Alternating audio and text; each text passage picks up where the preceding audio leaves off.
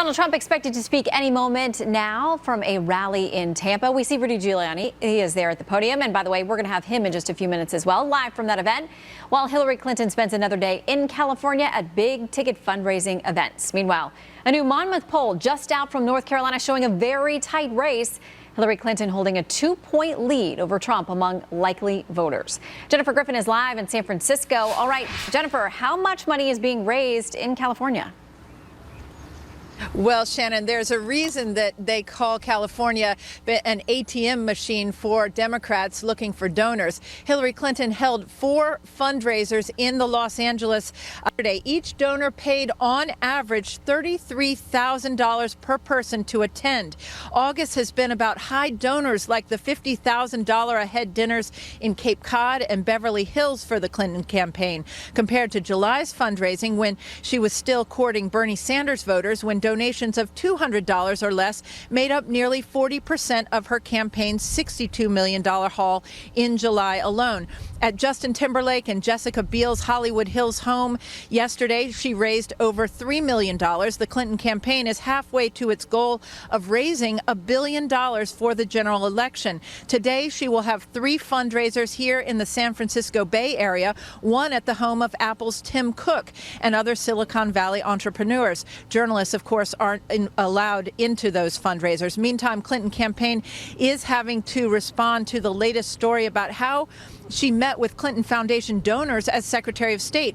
The campaign says the AP story cherry-picked its data and that the story, as a result, is misleading, adding they left out the 1,700 meetings she had with foreign leaders.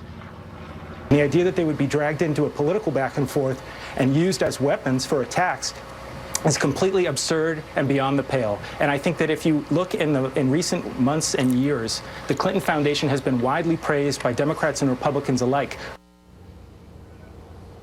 The campaign added that including Nobel Prize-winning humanitarian Muhammad Yunus, whose Grameen Bank provided microloans to women and who was being threatened by the Bangladesh government at the time that Hillary Clinton met him, is also misleading. The AP says that the 85 donors to the foundation that Clinton met with when she was Secretary of State all donated as much as $156 million to the Clinton Foundation. Back to you, Shannon. All right, Jennifer Griffin on the campaign trail. Thank you, Jennifer. For more on this, we're joined now by Chris Plante, a syndicated radio host of The Chris Plante Show. Leaslie Marshall, syndicated radio host of The Leaslie Marshall Show, and a Fox News contributor. Great to see you both today. You too, Shannon. Hey, Shannon. All right, Leaslie, I'll start with you. There have been numerous calls for an independent outside person to look at this, special counsel, special prosecutor. If it would set things to rest, if it would clear the Clintons, as they say nothing wrong has been done here, why not? I don't have a problem with that, quite frankly, except for the fact that I see, like we saw with Benghazi, we're going on 20 now, independent bipartisan investigation that said there's no there's no smoking gun. And I think that we will see the same here. What they're trying to find out, and what Trump obviously is calling for, is shutting them down, is alleging there's some kind of criminal activity. And I just don't see that.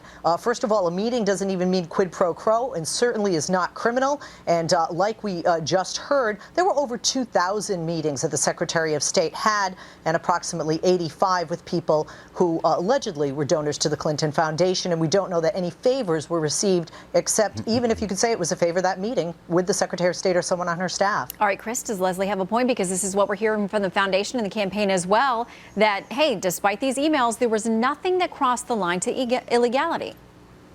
It stinks. It reeks. It has an awful stench to it. And if it isn't illegal, what the Clintons have been doing for years now while she was Secretary of State, it certainly should be illegal. There is no quid pro quo. Access is quid pro quo. What Muhammad Yunus's foundation in the United States got through USAID in the order of tens of millions of dollars after contributing money to the Clinton Foundation, getting his meeting and having the money circle back through a variety of channels from the U.S. taxpayers to Muhammad Yunus certainly stinks of quid pro quo. Listen, what do you think they were paying for? They were paying for access. They got access. When they get through the door, she's the Wizard of Oz. She can give them a heart and a brain and courage, or she can give them nothing at all. But until we get an independent prosecutor, and nobody trusts House, Loretta Lynch, or even the FBI, and certainly not the White House at this point, to be honest arbiters of these matters. We need an independent outside counsel to track down what happened with the money and the meetings. Well, Chris, listen, if she can give out hearts and brains, I think we all agree that's a whole new breaking Fox News alert. More Joe on Biden that. could use one. More on that. Okay, but now brand new polls we want to talk about. The race in North Carolina extremely tight. Both candidates remain unliked overall. We've talked about these unfavorables. Just 34% of North Carolina voters have a favorable opinion of Trump. Clinton doesn't fare much better, with just 36% having a favorable opinion. The findings are similar when it comes to, quote, are they looking out for the little guy? Only 40% say Trump would do a good job at that. 42% say Clinton would do a good job looking out. And that overall poll, Leaslie, is within 2 percentage points. What do you think will move this race and that very important state going into Election Day? I think minorities, specifically African-American voters, and we need to see the exact demographics in the state of North Carolina that Monmouth used, because, as you know, any poll definitely uses different districts, different regions within the state. So I would have to see if the breakdown was heavily African-American. I'd be more concerned as a Democrat, but I'm really not. I would be more concerned if I were a Republican and if I were a supporter of Trump, quite frankly, being that North Carolina, with the exception of President Obama, is pretty evangelical Christian and conservative. He should be doing far better than this within the margin of error, almost a dead heat poll number that we see. Chris, can he before Election Day? Well, sure he can. And also, the polls, I think, are a little bit suspect. At least I kind of hope they are this time around. Hillary's very unlikable, and Donald Trump is being slandered and bashed in the media 24/7. I can see why he's not doing well with all of the favors being done to Hillary Clinton by the media. This AP story, AP is the standard bearer for journalism around the world, not just in the United States.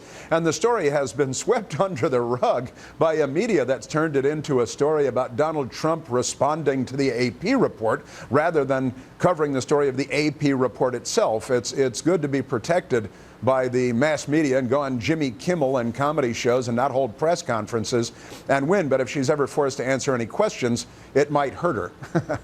Well, some folks say it's the running out the clock strategy. So Right. We'll see. It sounds like there's something to that. Leaslie, Chris, great to see you both. Thank you, Shannon. Thanks, Shannon.